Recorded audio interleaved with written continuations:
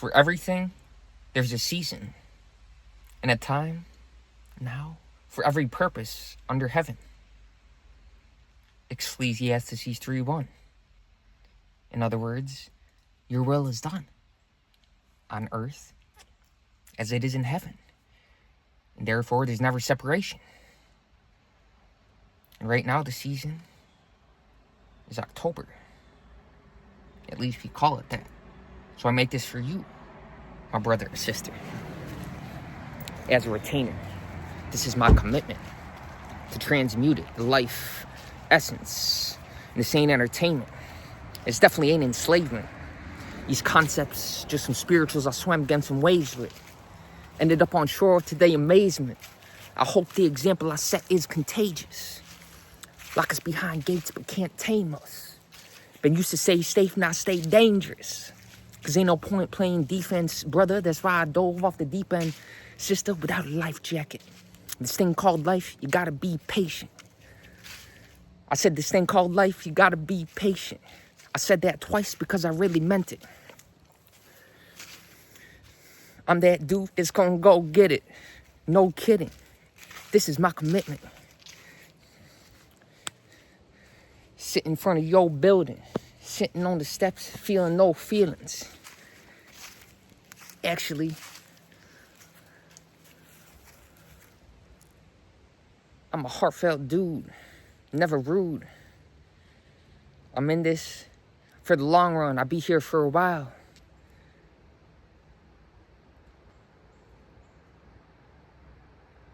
The best thing you can do is smile. No needs. I got no needs, but no words need to be spoken. God has no needs or desires.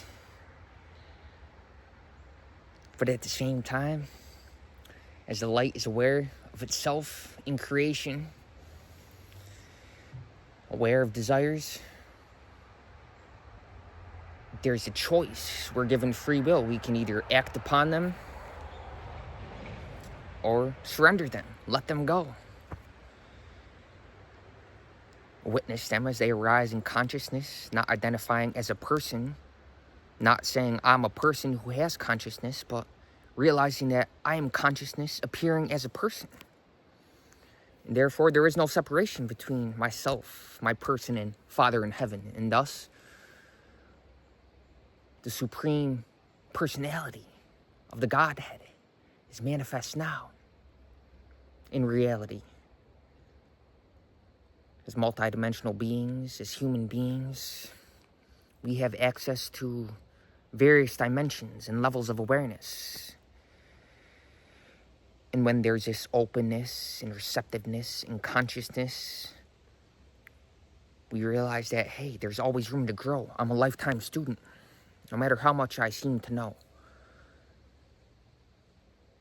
And it's the degree to which we surrender to, we can say, a higher power, but we don't want to say this and think that this power is outside of oneself, because it's a higher power within oneself, along the human spine.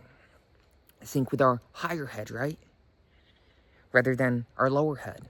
Think with our higher self instead of the lower self. Allow the Brahman, the creator,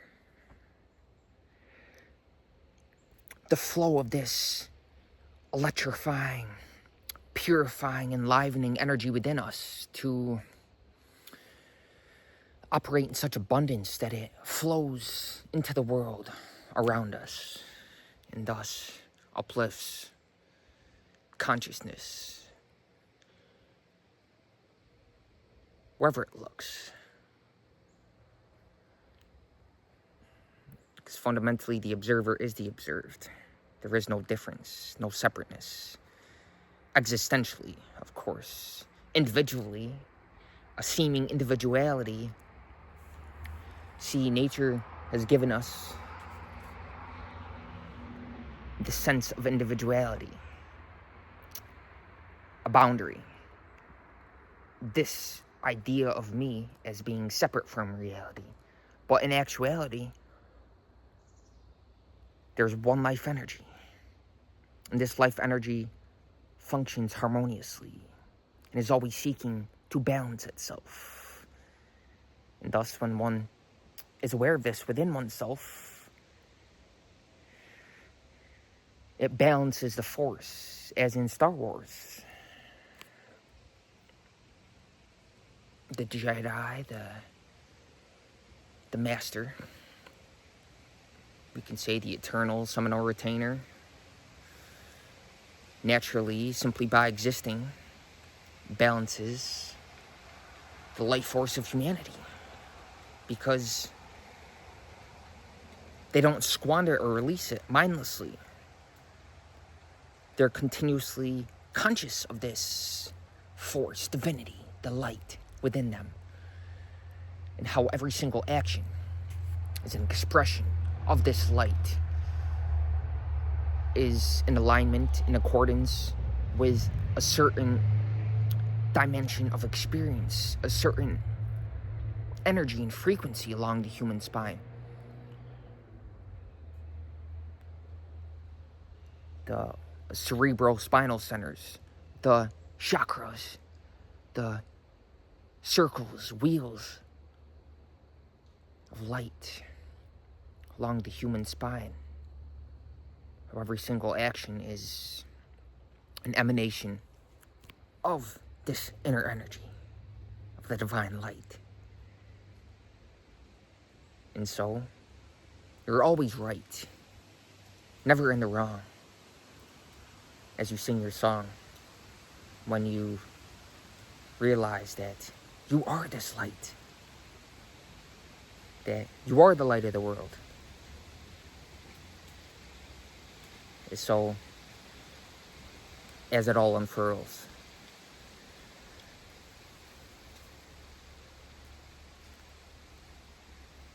you're blessed in all your endeavors. Because you see only the one creator.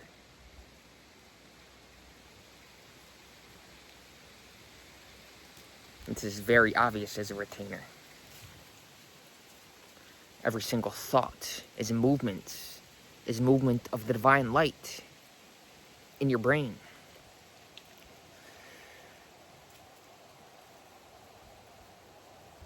The brain does not house the human mind, but is an expression of the mind, which is beyond the brain, beyond the body. There is no boundary, because all is one mind. Everything is an expression of that same mind, the divine mind.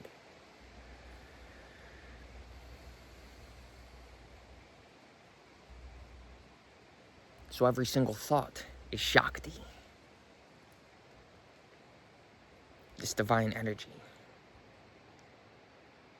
And of course, the ultimate stillness is beyond all mental movements. But the key is this, to simply be that pure, still awareness, even amidst mental movements, to simply be their witness and identify with this, because the witness is unchanging. And so as you're observing, the thoughts arise in consciousness, the mental movements,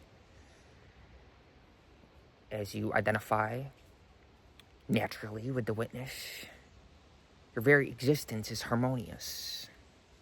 It's full of abundance, and you get to share this with all the world around you, whatever you do. Your very existence is true. You are the truth. It's not what you have, or even what you do. It's what you become.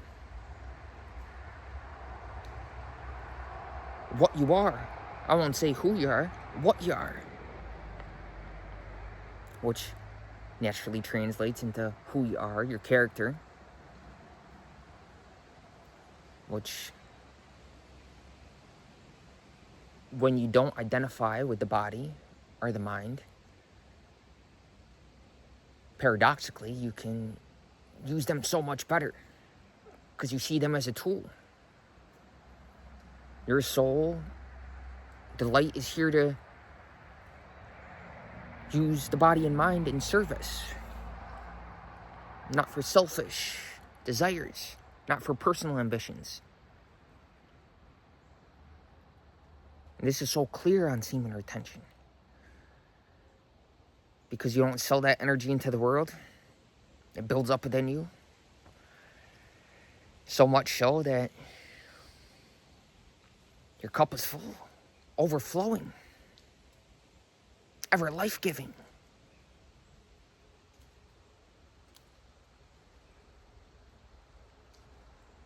And so I make this.